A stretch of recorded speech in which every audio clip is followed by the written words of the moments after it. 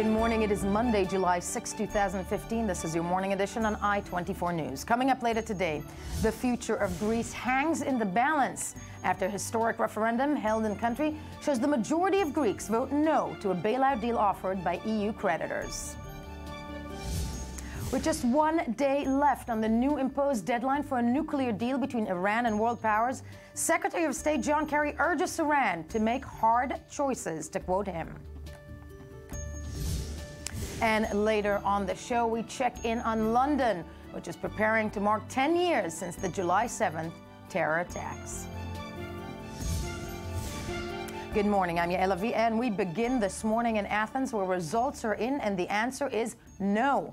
With 87% of the votes counted, it is clear this morning that the anti-austerity campaign of Greek Prime Minister Alexis Tsipras won a resounding victory in yesterday's referendum, but heightened the financial crisis that could force Greece out of the Eurozone, shattering the continent's most ambitious integration project.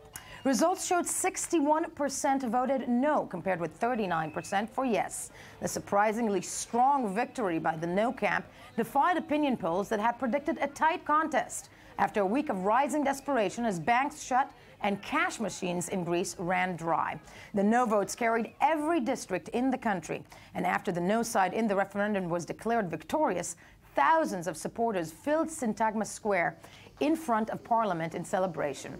Now, the Athens Square had been the site of dozens of mass anti-austerity demonstrations in the past, but celebrations and demonstrations aside, the future of Greece this morning is anything but clear. Joining us in studio is journalist and Greece economy analyst Aviram Golan. Good morning to you. Good morning. With us as well is I-24 News diplomatic correspondent Tal Shalev. Good morning. Good morning to you. Before we break this down, let's take a look at the latest from Greece this morning and break it down. Thousands gather in Athens last night to celebrate the latest outcome of Greek democracy. An overwhelming 61% voted no in yesterday's referendum, thereby rejecting the financial bailout conditions and austerity measures imposed by international lenders. I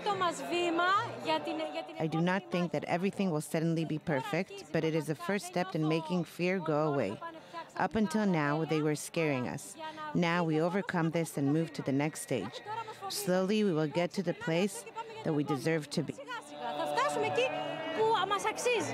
Greek Prime Minister Alexis Tsipras, who threatened to resign if the yes vote prevails and called to end the quote-unquote blackmail in his country, hailed the referendum results.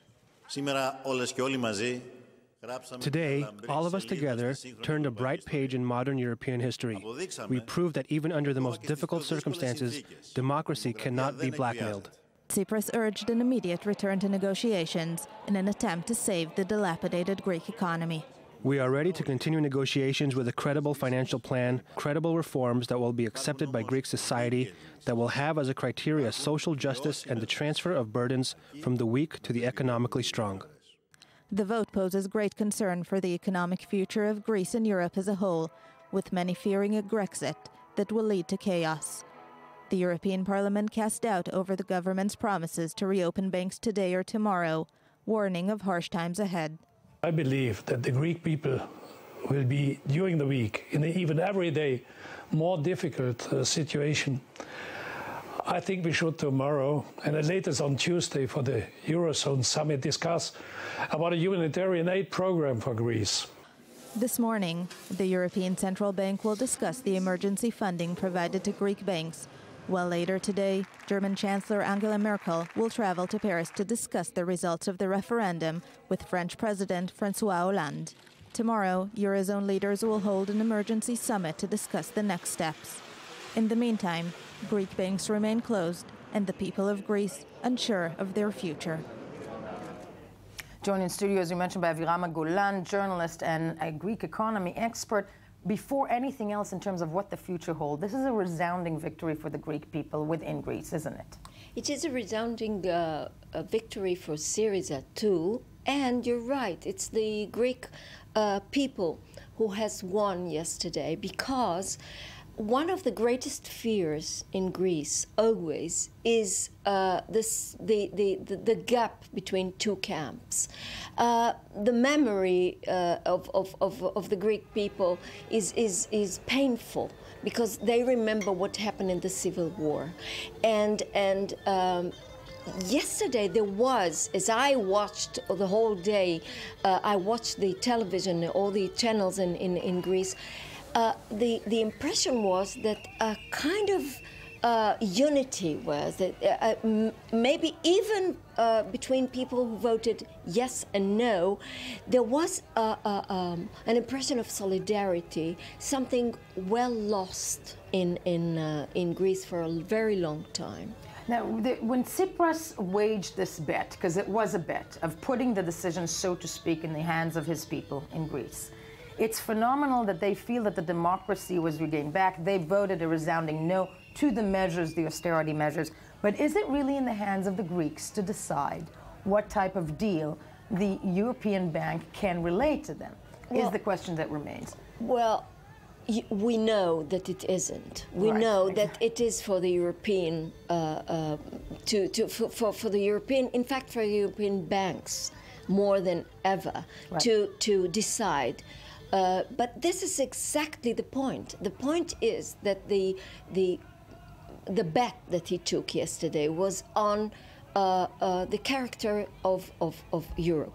In fact, how so? What I see now, and I'm not the only one to see it, I think that many commentators in Europe can see it now, and they speak about it very loudly and louder now, that the big question is not what we used to call the Greek tragedy, but rather the destiny of Europe or the characteristic of Europe. And then Europe has to decide whether it wants to be United States or a mock United States in the bad sense, economical sense mainly, or what Europe really wanted to be start after the World War II. If after the European project, in fact, started after World War II with the welfare society, with the welfare state. Europe today is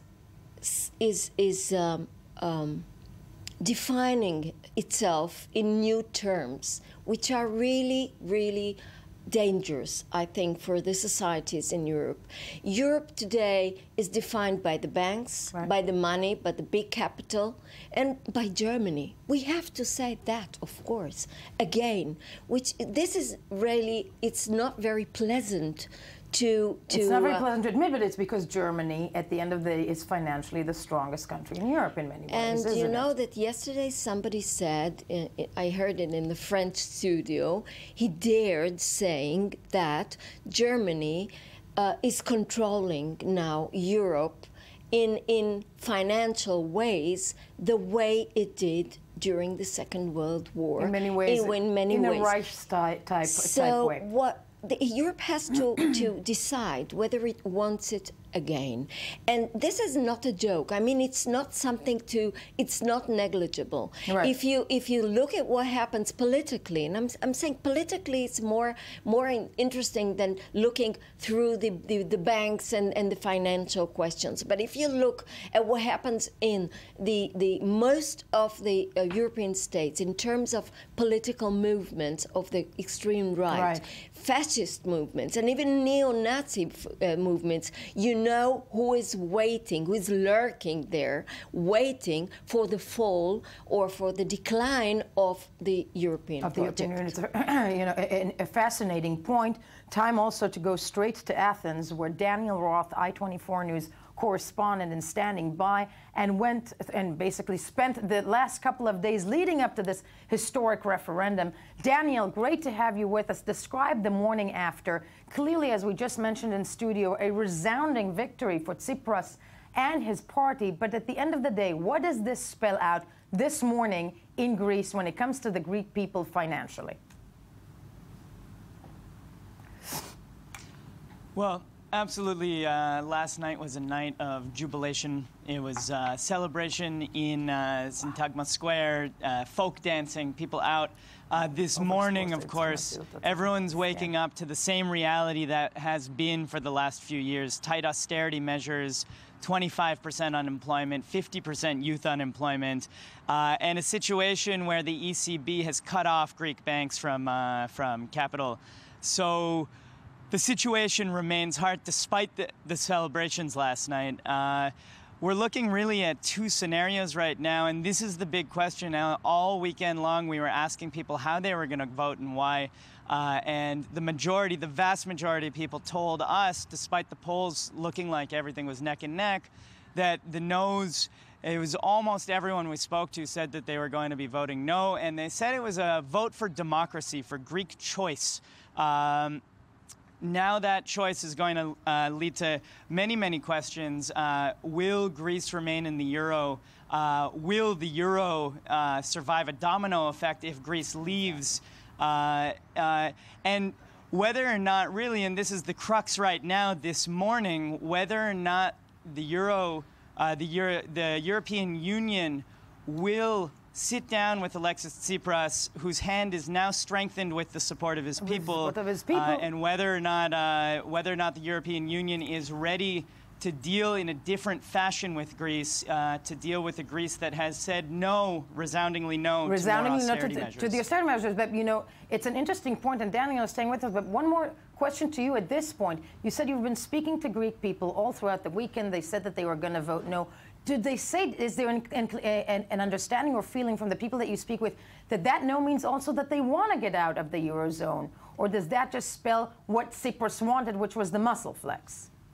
What do Greeks want?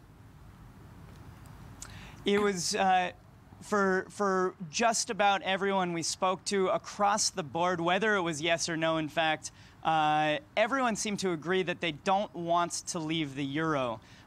Nobody wants to go through that. What the Greek people were voting for, at least the many, many people I spoke to and from reports around the country, was really a no to austerity, no to imposed austerity from Europe on Greece.